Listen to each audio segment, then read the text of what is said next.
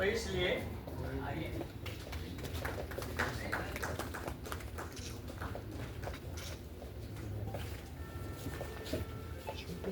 आज के इस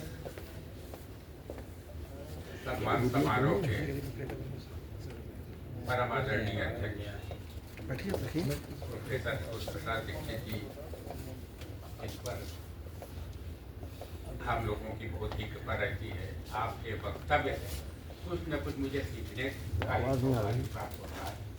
आज यहाँ पर अध्यक्ष पद को सुशोभित कर रहे हैं, मैं आपको बहुत और लखनऊ विश्वविद्यालय के वरिष्ठ प्रोफेसर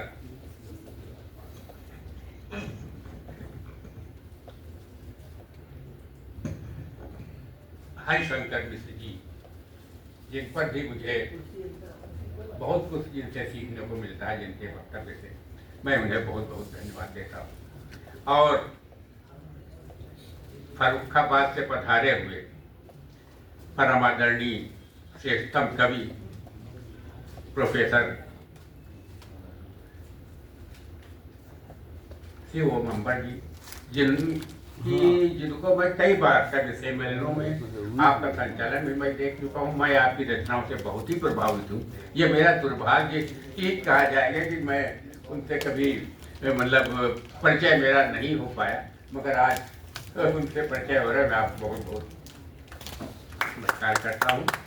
और हमारे सम्मुख सभी का नाम लिया जा चुका है। हमारे गुरुवर, जिनसे मुझे बहुत कुछ सीखने को मिलता है, प्रोफेसर उमाशंकर शुक्लशेखर जी, और हमारे सब बहुत से कवि हैं जिनका नाम कृषि वैज्ञानिक आदरणीय डॉक्टर रामकृष्ण सिंह जी, विनोद शंकर शुक्ल जी, बहुत ही, ये सबका नाम लेने में बहुत विलम्ब हो जाएगा। इसलिए मैं आप लोगों को का बहुत बहुत स्वागत करता हूं, क्योंकि आप लोग इस समाज को एक नई दिशा देते हैं अपने आदर्शवादी मानसिक शिष्ट के द्वारा।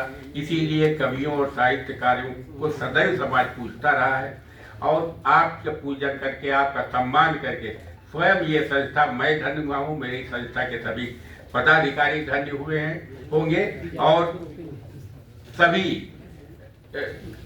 को मतलब सभी लोग एक प्रकार से आह्लाद, हर्ष का अनुभव करते हैं। आप लोगों ने यहाँ पर आए, हमारे अनुरोध पर अपने सम्मान प्राप्त करने की स्वीकृति प्रदान की। मैं आपको बहुत बहुत धन्यवाद देता हूँ। और अंत में जैसे राजेंद्र जी ने वाणी वंदना करने को कहा, तो हमने इनसे कहा था कि कोई एक सस्वर वाणी वंदना हो तो ज़्यादा अच्छा रहेगा, क्योंकि हमारे पास सब तो है नहीं। तो देखिए,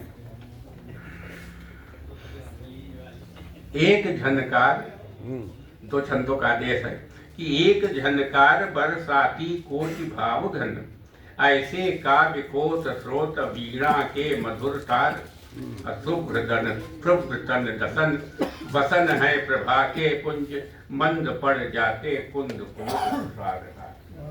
श्वेत कमलासना हो आप ममता की मूर्ति, और आप ही हो अम्ब दिव्य ज्ञान पारावार, और आपकी कृपा के बिन कल्पना न पाती पंख, कविता कला में आता रंच भी नहीं। छंद साधना में रमने को मन चाहे सदा, कल्पना परी में सिद्ध शुद्धता बनी रहे, और करुण श्रृंगार शांत वीर रथ आदित्य के अमीय कणों से काव्य कलिका सनी रहे। दीजिए अनूठी उक्त कवितावली को अम्ब युक्त कीजिए, वो दूर दूषण अनी रहे, और शीश पर चाहे पर्ण की भी श्याम हो न, तनवासनी न पाए किंतु लेखनी धनी।